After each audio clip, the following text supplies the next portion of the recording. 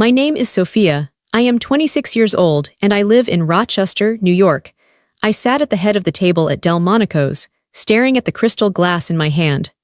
The white tablecloth was crisp under my fingers. It was supposed to be a celebration. I had paid for everything, the vintage wine, the expensive steaks, the private room. My colleagues were there, raising their glasses to my Stanford MBA, their faces full of genuine warmth. But my parents sat across from me with tight, thin smiles. My mother tapped her fork against her glass to silence the room. I took a breath. I thought finally, she is going to say she is proud. The room went quiet. She looked me right in the eye. Her voice didn't shake. It wasn't a joke. Honestly, Sophia, she said, loud enough for the waiters to hear, I wish you were never born.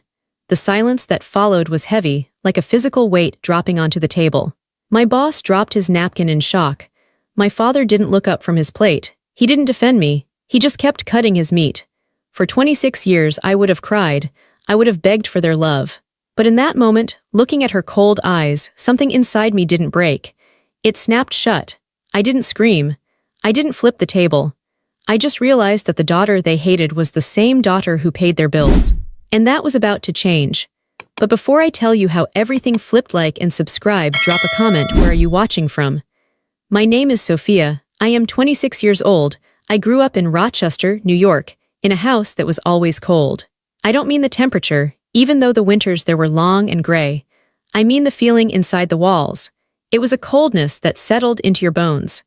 Our house was a 2-story building with beige siding. It looked normal from the street. We had a lawn that my father mowed every Saturday and a porch where my mother sat in the evenings. But inside, there was a strict hierarchy. There was a center of the universe, and there were the satellites revolving around it. My younger sister, Ashley, was the sun. I was just part of the background, like the wallpaper or the rug in the hallway. I remember when I was 8 years old. It was a Tuesday.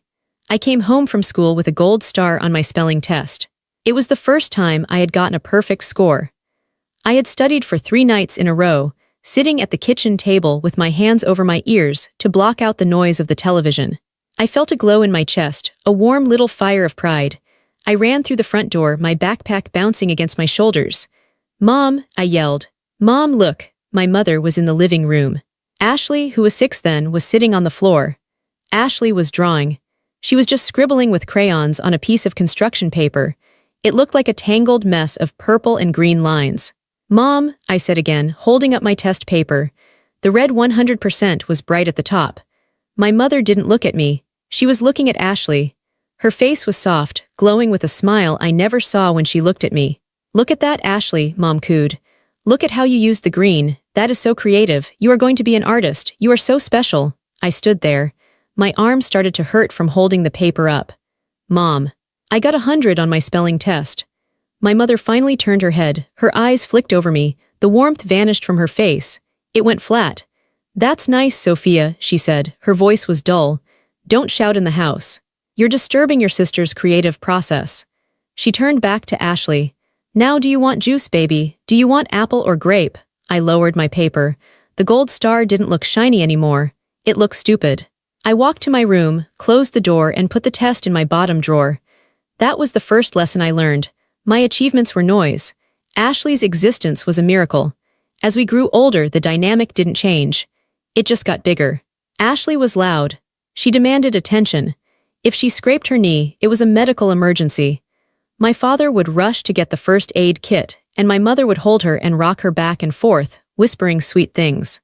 When I was 12, I fell off my bike and gashed my leg open. There was blood running down into my sock.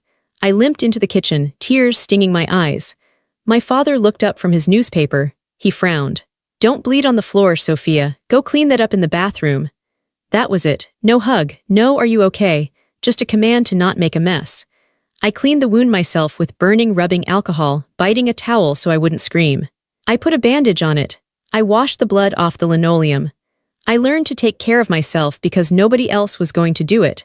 By the time I was in high school, I had become invisible. I stopped trying to show them my grades. I stopped trying to tell them about my day. I realized that speaking just annoyed them. It was like I was an extra person they hadn't planned for, a mistake they had to tolerate. Ashley, on the other hand, was the star. She wasn't good at school, she didn't play sports, She didn't really do anything except be Ashley, but that was enough. If Ashley laughed, my parents laughed. If Ashley wanted pizza, we had pizza. If Ashley wanted to watch a movie, we watched her movie. I remember one dinner vividly. I was 16. I had just been elected treasurer of the student council. It was a big deal for me. I had campaigned for weeks.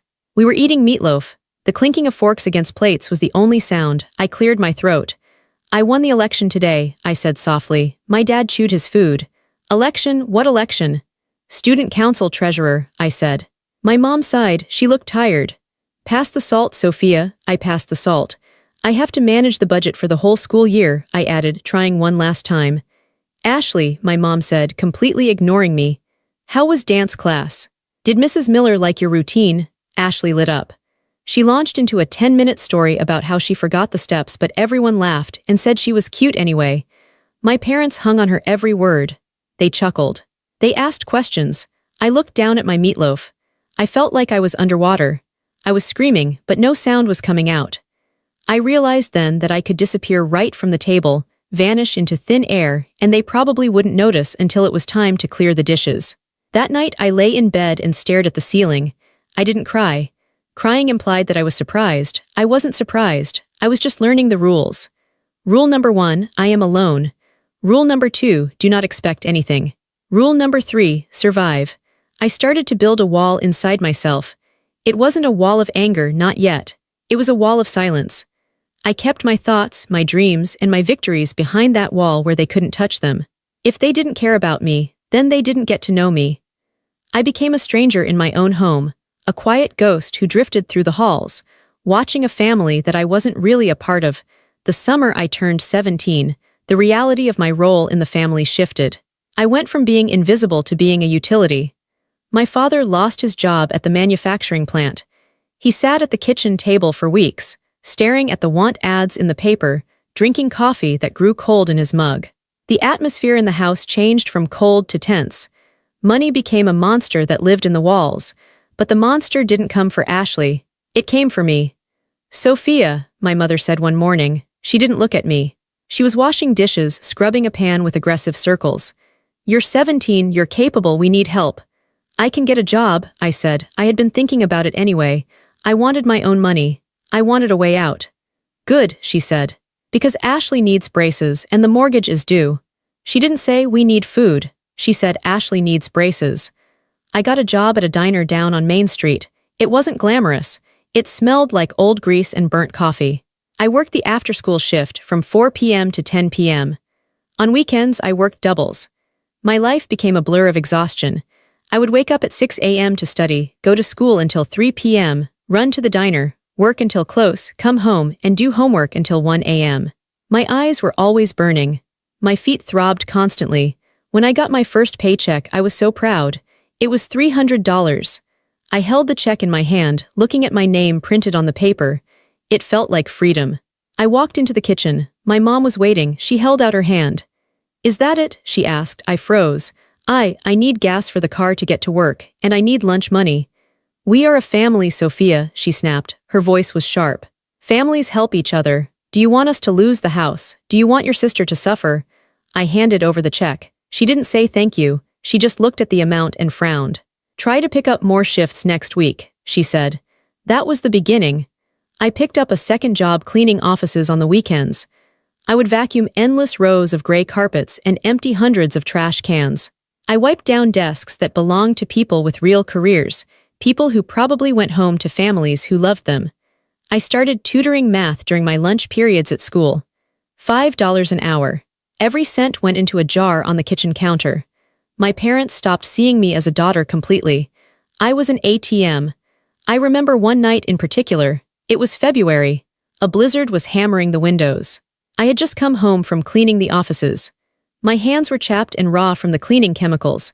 My back ached so bad I could barely stand up straight. I walked into the living room, shivering. My dad and Ashley were watching a movie. They had popcorn, the house was warm. I'm home, I whispered. Dad didn't turn around. Did you remember to stop at the store? We're out of milk. I blinked, fighting back tears of sheer exhaustion. Dad, it's a blizzard. I've been working for 10 hours. I walked from the bus stop.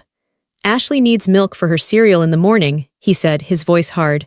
You're the one with the income right now, Sophia, don't be selfish. Selfish. The word hit me like a slap. I was 17. I was paying the electric bill. I was paying for the groceries. I was paying for Ashley's dance lessons. And I was selfish because I didn't walk back out into a blizzard to get milk. I put my coat back on. My wet boots squelched as I walked back out the door. I walked 3 blocks to the corner store in the freezing wind.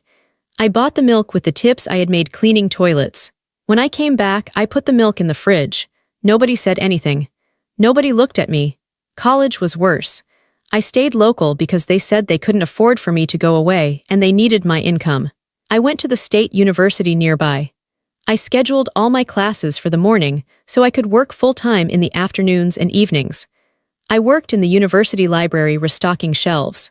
I worked at a retail store folding clothes. I tutored. My grades were perfect. I don't know how I did it. I think I was fueled by a desperate, burning need to prove that I was worth something.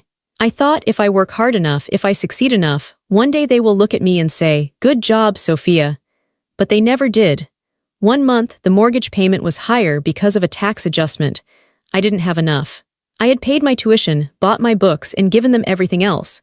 I was short by $200. I sat my parents down. "I can't cover the whole mortgage this month," I said, my voice shaking. "I have to pay for my calculus textbook." My mother looked at me with pure disgust. "So you're choosing yourself over this family, again?" "I'm not choosing myself," I cried. It was one of the few times I raised my voice. "I'm trying to get a degree. I'm trying to build a future." "Ashley needs a prom dress," my mother said coldly.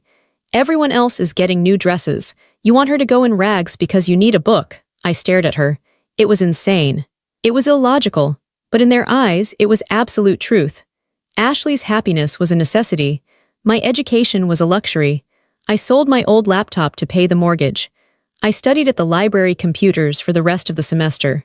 Ashley got her dress. She looked beautiful. My parents took 100 photos of her. I stood in the background, holding my used textbooks, wearing shoes with holes in the soles. I was 20 years old and I felt 80. I was tired in my soul, but I kept going. I kept paying. I kept surviving. The acceptance letter came via email on a rainy Thursday afternoon. I was sitting in the student union, my laptop plugged into the wall, nursing a black coffee because I couldn't afford milk or sugar. I refreshed my inbox. There it was, Stanford Graduate School of Business. My heart stopped. I clicked it. "Dear Sophia, congratulations." I stopped reading. I put my hand over my mouth. Tears pricked my eyes, hot and sudden. Stanford. It was the best business school in the world. It was across the country. It was my ticket out. It was proof that I wasn't invisible. It was proof that I was smart, that I was capable, that I was more than just a paycheck for my family. I ran to my advisor's office. Mrs. Gable was a stern woman with gray hair, but she had always been kind to me. I burst into her office without knocking. "I got in," I gasped. "Mrs. Gable, I got into Stanford." She stood up. Her face crumpled. She walked around her desk and hugged me. It was the first time an adult had hugged me in years. "I knew it," she whispered. She was crying. "Sophia, you worked so hard. You deserve this more than anyone I've ever met." I held on to her. I felt lighter than air. I felt like I was floating. I drove home. I drove fast. I rehearsed what I would say. This had to be it. This was the moment. They couldn't ignore this. This wasn't a spelling test. This was Stanford. I walked into the house. My mom was in the kitchen chopping vegetables. My dad was watching TV. Ashley, who was 20 now and taking a gap year, which meant she was sleeping until noon and shopping with my money, was painting her nails at the table. "Mom, Dad," I said. My voice was ringing with excitement. "I have news." My dad didn't mute the TV. "Make it quick, Sophia, the game is on." "I got into graduate school," I said. I took a deep breath. "I got into Stanford." In California, silence. My mom stopped chopping. She turned around slowly. She didn't smile. She looked worried. "California," she said. "That's very far away." "It's Stanford, Mom," I said, emphasizing the name. "It's one of the best schools in the world. I'm going to get my MBA." "How much does it cost?" my dad asked. He finally looked away from the TV. "I got a scholarship," I said quickly. "A full ride. It won't cost you anything." "That's not what I mean," he grunted. "If you go to California, who is going to pay the water bill? Who is going to help with the groceries?" I felt the air leave my lungs. I felt like I had been punched in the stomach. I won't be living here, I stammered. I have to go, it's my career. Ashley blew on her nails. So you're just leaving us, she said. Her voice was whiny. That's really rude, Sophia. Mom has been stressed lately, she needs help. I have helped, I said, my voice rising. I've paid for everything for 4 years, this is my chance, my mother sighed. She picked up her knife and started chopping again. The sound was loud against the cutting board. Chop, chop, chop. Well, she said without looking at me, if you want to run away and be selfish, we can't stop you, but don't expect us to pay for your plane ticket. I don't expect anything from you, I said. Lower your voice, my father snapped. You're upsetting your mother. That was the celebration. No cake, no congratulations. Just an accusation of abandonment. I went to Stanford. I packed my life into 2 suitcases and left. For 2 years, I worked harder than I had ever worked. But this time, it was for me. I met people who thought I was brilliant. I met professors who respected my mind. I learned what it felt like to be valued. But the cord to my family was still there. I still sent them money from my stipend. I still answered their guilt-tripping phone calls. I still craved their approval. It was a sickness, a deep, rotting hope that I couldn't cut out. I graduated at the top of my class. I landed a job with a top-tier consulting firm in Seattle. The starting salary was more money than my father had made in 10 years. I flew home for a visit before moving to Seattle. I wanted to show them. I wanted to say, look, I made it, I'm successful, please love me. I sat at the kitchen table in my expensive suit. My parents were there. Ashley was there. Ashley was now working part-time as a receptionist at a vet clinic. She wore scrubs to work. I got the job, I told them. I slid the offer letter across the table. I'm going to be a senior consultant. My dad glanced at the paper. Consultant, what does that even mean? You just talk to people. I solve complex business problems, I explained. I help companies survive. My mom patted Ashley's hand. Ashley was wearing her scrubs. Well, my mom said. Ashley saves lives. She helped a golden retriever today that swallowed a sock. That's real impact, Sophia. That's real work, not just pushing papers around. I looked at Ashley. She smirked. Yeah, it was really intense, Ashley said. The dog was so scared, I had to hold his paw. You're an angel, Ashley, my dad said, beaming. A real angel. I sat there in my suit, with my Stanford degree and my 6-figure job offer, and I felt smaller than the grain of salt on the table. They didn't care, they would never care. I could become the president of the United States and they would say, that's nice, but Ashley walked the dog today. I realized then that it wasn't about what I did, it was about who I was. To them, I was the provider, the mule, the background noise. Ashley was the protagonist, but I still didn't give up. I had one last hope. My official graduation ceremony was coming up, and I decided to host a dinner. I wanted to force them to see me. I wanted to surround them with people who respected me, hoping that maybe, just maybe, they would see what everyone else saw. It was the stupidest mistake of my life. I planned the dinner with military precision. I wanted it to be perfect. I chose Delmonico's, the finest steakhouse in the city. It had dark wood paneling, velvet chairs, and waiters in white tuxedos. It was the kind of place my parents had never been to, the kind of place that demanded respect. I invited my parents and Ashley. I paid for their plane tickets to fly out to California. I paid for their hotel. I bought Ashley a new dress because she complained she had nothing to wear. I also invited my boss, Mr. Henderson, and 2 of my closest colleagues, Sarah and David. I wanted witnesses. I wanted my parents to hear how these successful, important people spoke about me. The night arrived. I wore a black dress that cost more than my first car. I felt strong. I felt ready. We met at the restaurant. My parents looked uncomfortable. My dad was pulling at his collar. My mom was looking around the room with a critical eye. Ashley was taking selfies with her phone, ignoring everyone. This place is dark, my mom said as we sat down. Why is it so dark? It's depressing. It's atmospheric, Mom, I said, trying to keep my voice light. It's elegant. It's pretentious, my dad muttered. He looked at the menu. $30 for soup. Are they crazy? I'm paying, Dad, I said. Order whatever you want, please. Mr. Henderson sat next to me. He was a distinguished man with silver hair. He leaned forward and smiled at my parents. You must be so proud of Sophia, he said warmly. She is one of the brightest young minds I've ever seen. Her analysis on the TechCorp merger was brilliant. She's going to be a partner one day, I'm sure of it. My heart swelled. I looked at my parents, waiting for them to reflect his smile. My mom just shrugged. She took a sip of her water. Sophia has always been book smart, she said. The way she said it made it sound like an insult. But she lacks common sense sometimes. She works too much. She doesn't know how to enjoy life like her sister. Sarah, my colleague, chimed in. But her work ethic is incredible. She inspires the whole team. Ashley inspires people too, my dad interrupted. He pointed his fork at Ashley. She works at a vet clinic. She helps sick animals. That takes heart. That takes compassion. Business. That's just cold numbers. I felt a flush of embarrassment creep up my neck. They were doing it again. They were diminishing me in front of my boss. Dad, I said, my voice tight. Let's just have a nice dinner, please. The food arrived. It was exquisite. Filet mignon, lobster bisque, truffle potatoes. Ashley poked at her steak. It's too pink, she whined. I asked for medium well, this is gross. I'll send it back, I said immediately, signaling the waiter. You should have checked it for her, my mom snapped at me. You're the hostess. You're supposed to take care of your guests. I didn't cook the steak, Mom, I said. I was starting to lose my composure. The stress of the last 20 years was bubbling up in my throat. The conversation continued to be a battlefield.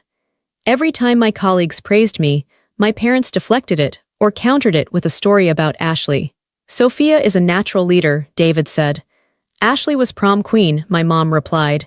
It was exhausting. It was humiliating.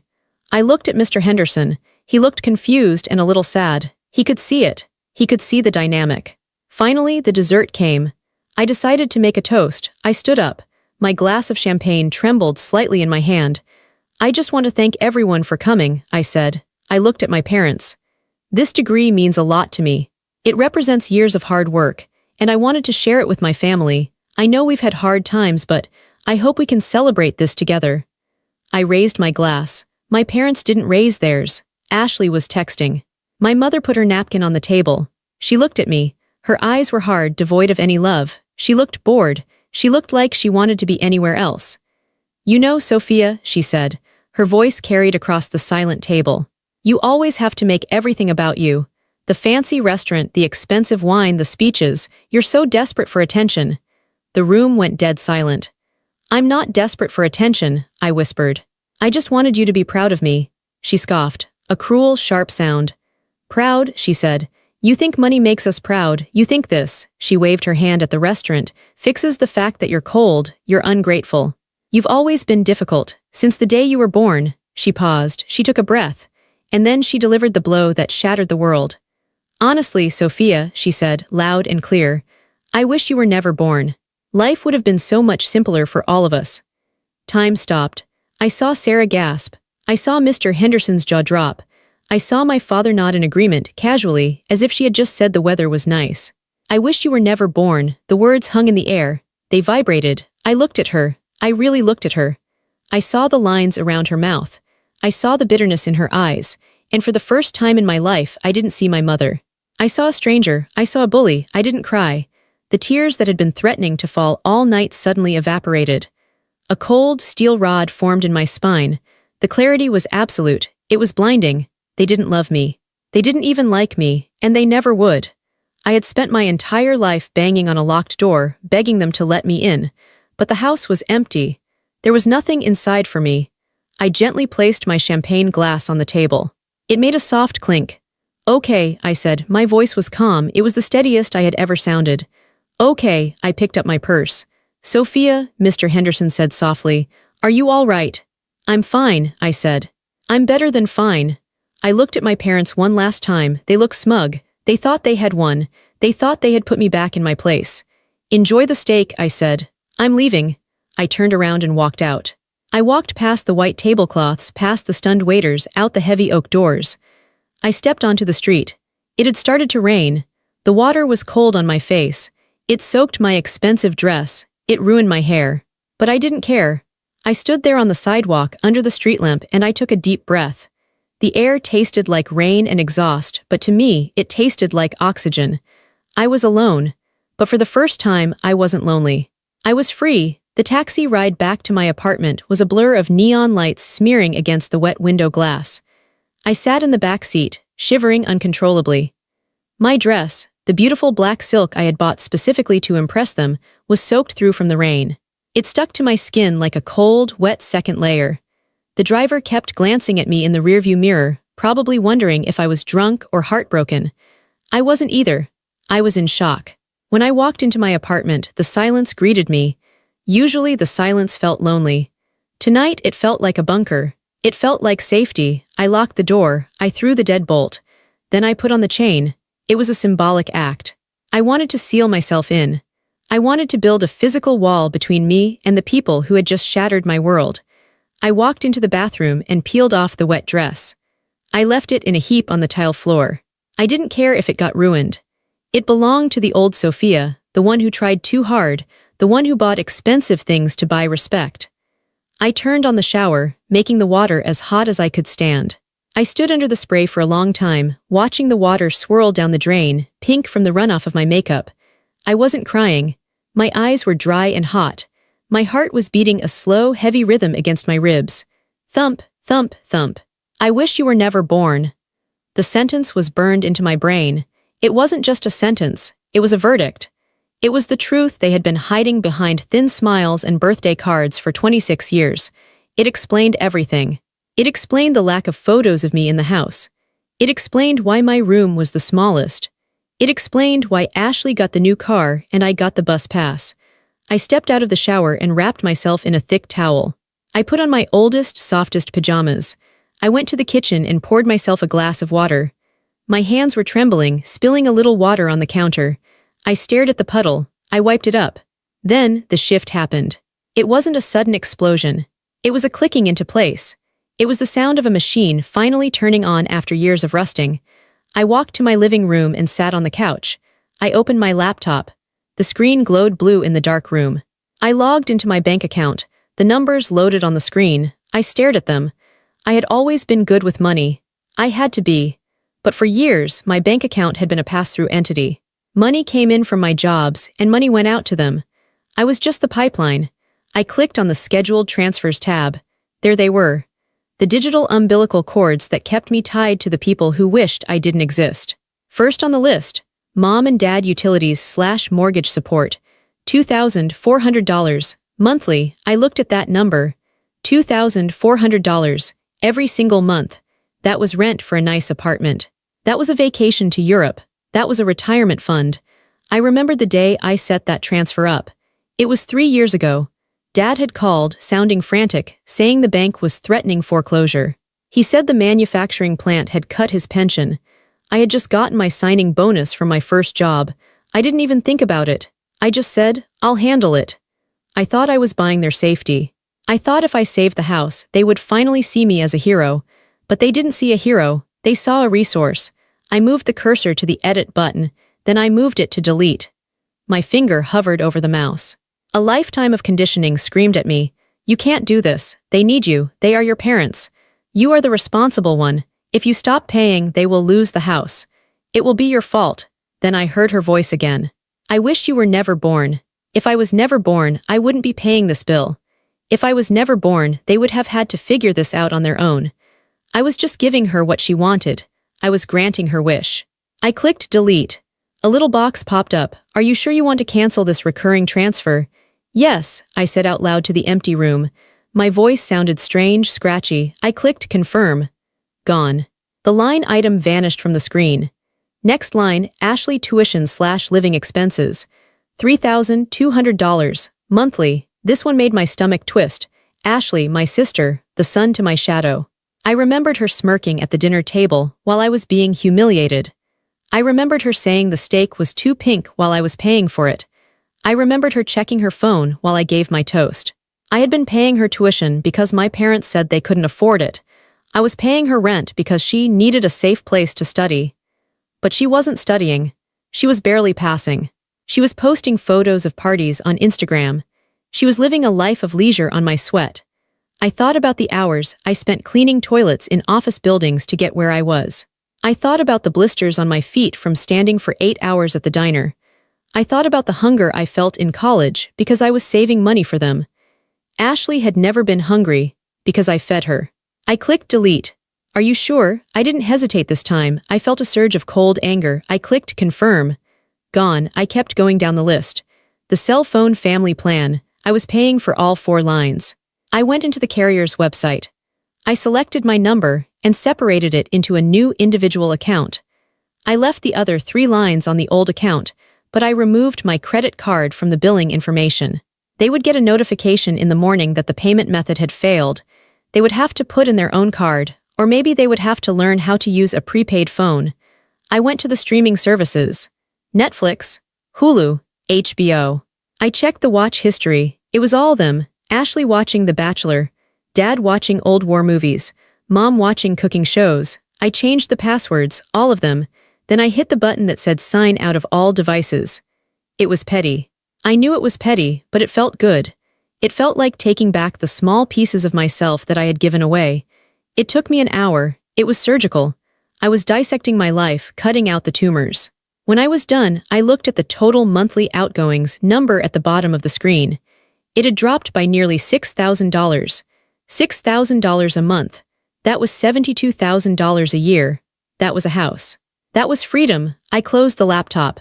The room felt different. It felt bigger. The air felt cleaner. I looked at my phone. It was buzzing. Texts were coming in. They must have received the notifications about the canceled transfers or the phone plan changes. Mom, where did you go? That was incredibly rude. Dad, you embarrassed us in front of your boss. You need to come back and pay the bill. Ashley, my Netflix isn't working. Did you change the password? Mom, the phone company just texted me. The bill is due. Why isn't your card working? I didn't feel the usual panic. I didn't feel the urge to apologize. I felt a cold, distant curiosity, like I was watching ants scurry around after I stepped on their hill. I didn't reply. I didn't block them, not yet. I wanted them to realize it on their own. I went to my bedroom and crawled into bed. The sheets were cool. I curled up on my side. I expected to stay awake all night, staring at the ceiling, tortured by guilt. But I didn't. For the first time in years, the crushing weight on my chest was gone. I closed my eyes, and within minutes I was asleep. A deep, dreamless sleep. The sleep of the innocent. The next morning, I woke up to the sun streaming through my window. It was a Saturday. Usually, on Saturdays, I called my mother. I would listen to her complain about the neighbors, about her back pain, about how expensive groceries were.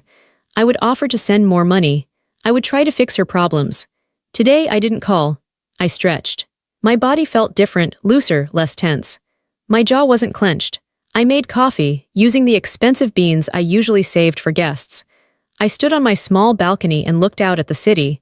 My phone had more notifications. Failed payment alerts. Angry texts. Dad, call me immediately, Sophia. Ashley, seriously, you cut me off. I have rent due in 2 days. Mom, you are being very childish. Pick up the phone. I looked at the messages, and then I turned my phone off. I put it in a drawer in the kitchen. I closed the drawer. I had a few days before I had to move to Seattle for the new job. I decided to spend them being a person I had never met, myself. I went for a walk in the park. I bought a coffee and a croissant, and I sat on a bench and just watched people. I watched a father pushing his daughter on a swing. He was laughing. She was screaming with joy. It made my heart ache a little, but it was a dull ache, like an old bruise. I didn't have to study. I didn't have to work a second job. I didn't have to worry about whether the electricity at my parents' house was going to be cut off. That afternoon, I went to a bookstore. I bought 3 books just because the covers looked interesting. I had never done that. I always bought books I needed for class or for work. I sat in a cafe and read for 3 hours. No one interrupted me. No one asked me for anything. The silence from my end was absolute. I didn't call. I didn't email. I didn't send a letter. A week later, I moved to Seattle. I hired movers. Real movers. I didn't have to beg friends to help me or do it myself to save money. I watched them pack my boxes, and I drove to my new city. I got a sleek, modern apartment overlooking the Sound. It was expensive, but I could afford it now. Easily. I bought new furniture, a gray velvet couch, a glass dining table, a bed that felt like a cloud. I started my job at the consulting firm. It was demanding, high-pressure work, and I loved it. I threw myself into it. My first big project was Project Alpha, a restructuring plan for a massive logistics company. It was a mess of data, inefficient supply chains, and bleeding revenue. It was a puzzle, and I was good at puzzles. I was good at seeing where the waste was. I worked 14-hour days. But it wasn't the exhausting, soul-crushing work of my youth. It was stimulating. My colleagues respected me. When I spoke in meetings, people listened. They took notes. They asked for my opinion. Mr. Henderson, my boss who had been at the dinner, never mentioned that night explicitly, but he treated me with a new softness. He checked in on me. He made sure I was taking lunch breaks. One afternoon, 3 months later, he called me into his office. "Sophia," he said, "the client is thrilled with your proposal. They want to implement it immediately. This is a huge win for the firm." "Thank you, sir," I said. He leaned back in his chair. "You know, there's a business magazine, Northwest Strategy. They want to do a feature on rising stars in the industry. I nominated you." I blinked. "Me?" "Yes," he said. "They want to interview you next week. About your background, your drive. You have a story, Sophia. People should hear it." I hesitated. My background was a minefield. "I'd be honored," I said. The interview was held in a coffee shop near the office. The journalist was a kind woman named Alina. She asked about my education, my work ethic. "You have such a relentless drive," Alina said, her pen poised over her notebook. "Where does that come from? Was your family very academic?" I looked at my coffee cup. I could have lied. I could have given the standard answer about supportive parents and a nurturing environment. "No," I said. I looked her in the eye. "My drive comes from survival." Alina stopped writing. "Survival? I grew up in a situation where I wasn't seen," I said. I chose my words carefully. "I learned early on that if I didn't build a future for myself, no one was going to do it for me. I worked because I had no safety net. I succeeded because failure wasn't an option. It would have meant disappearing." Alina listened intently. We talked for 2 hours. I didn't give her the gory details, but I was honest about the emotional reality. I spoke about resilience. I spoke about the power of walking away from toxic loyalty. When the article came out a month later, the headline was, "The Architect of Her Own Life. Sophia Miller on Resilience and Breaking Free." It went viral locally. Then it got picked up by a national blog. I started getting emails. Hundreds of them, not from business people but from strangers. "Dear Sophia, I read your interview. My mother is the same way." "Dear Sophia, I thought I was the only one who felt like an ATM for my family." "Dear Sophia, thank you for saying it's okay to choose yourself. I read every single one." I cried over them. I realized I wasn't just a victim anymore. I was a survivor, and I was helping others just by existing. Meanwhile, the silence from Rochester continued. I assumed they were sulking. I assumed they were playing the game of, let's ignore her until she comes crawling back. They were waiting for me to break. They were waiting for me to realize that I needed them. But they didn't understand that I wasn't crawling anywhere. I was flying. My bank account grew. I bought new clothes. I started taking yoga classes. I made friends, real friends, who liked me for my dry sense of humor, not for what I could buy them. 6 months passed. I felt like I had been reborn. The old Sophia, the sad, hunched girl in the hallway, was fading away like a bad dream. I was becoming someone new, someone strong. But the past has a way of trying to claw you back one last time. It was a Tuesday in November. It was raining in Seattle, a relentless gray drizzle that slicked the streets and made the city look like a watercolor painting. I had just come home from work. I was tired but happy. I had ordered Thai food and was planning to watch a documentary. My building had a buzzer system, but sometimes people slipped in when residents opened the main door. It wasn't perfect security, but it was usually fine. I was in my kitchen, pouring a glass of wine, when I heard a knock at my apartment door. I frowned. I checked the time. My food delivery wasn't due for another 20 minutes. It was too early. I walked to the door and looked through the peephole. My blood ran cold. The glass of wine in my hand shook, the red liquid tilting dangerously close to the rim.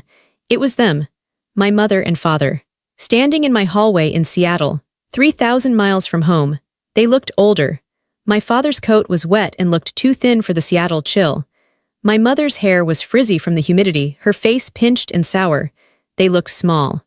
They looked like ghosts from a life I had left behind. For a second, I thought about pretending I wasn't home. I could turn off the lights. I could hide in the bedroom. I could wait them out. But then I remembered who I was now. I was the woman who closed million-dollar deals. I was the woman who had walked out of Delmonico's. I wasn't hiding in my own home. This was my sanctuary. I unlocked the door and opened it wide. "Hello," I said. I didn't step back to let them in. I stood in the doorway, blocking the entrance. I made myself take up space.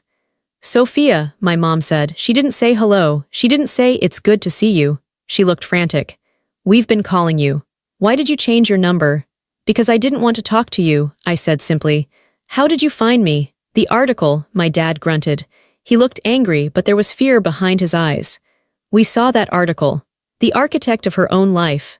Very cute. You put your company name in there. It wasn't hard to find your address online after that. What do you want? I asked. Aren't you going to invite us in? My mom asked, shivering theatrically. It's freezing out here. We've been standing outside for an hour waiting for someone to let us into the building. I looked at them. I felt a flicker of the old guilt, the programmed response to take care of them. They are cold. They are my parents. But I squashed it. I remembered the dinner. I remembered the years of neglect. No, I said. State your business. My mother's face hardened. She dropped the act of the fragile old woman. Fine, be that way, it's Ashley. What about her? She's in trouble, Sophia, my mom said, her voice rising to a pitch I knew well. The crisis pitch, the pitch that used to make me open my wallet. The university, there was a mix-up with the tuition payment. There was no mix-up, I said. I stopped paying it 6 months ago. Exactly, my dad shouted. He stepped forward aggressively. You stopped paying, you didn't tell anyone, the checks bounced. She's 2 semesters behind. They are kicking her out, they are withholding her transcripts. She can't transfer. She's going to lose everything. And she has some credit card debt, my mom added quickly, wringing her hands.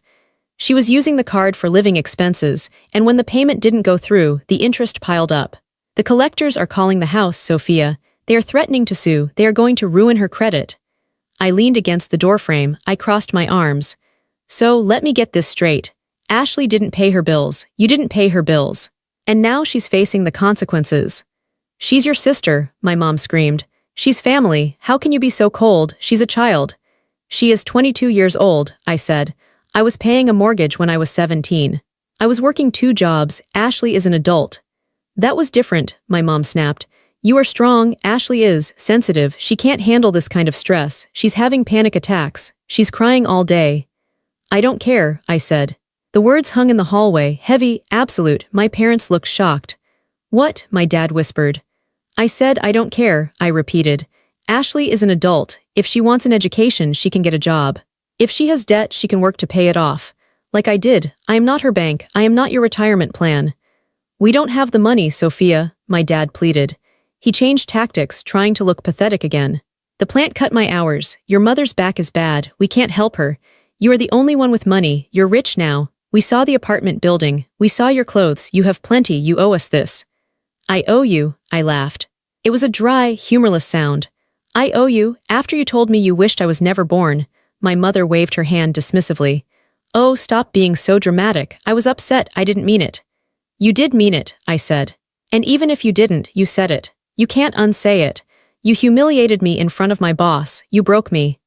So you're going to let your sister's life be ruined because of a comment at a dinner? My dad asked. You're that petty. It's not about the comment, I said. It's about the 26 years before the comment.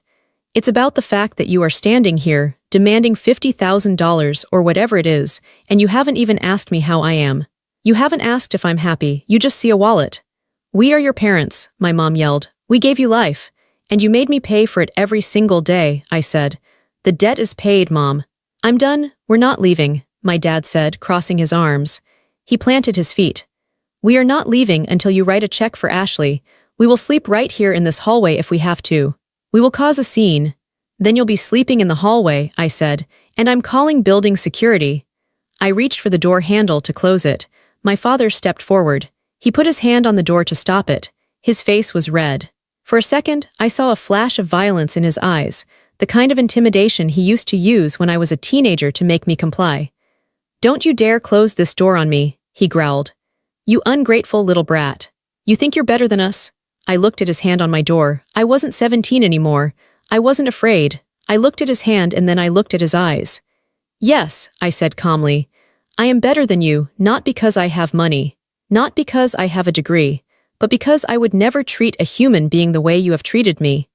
I pulled my phone out of my pocket. I am dialing 911. You have 10 seconds to get off my property. My father stared at the phone in my hand. He saw the numbers on the screen, 9-1-1. He hesitated. He looked at my mother. The bluff was called.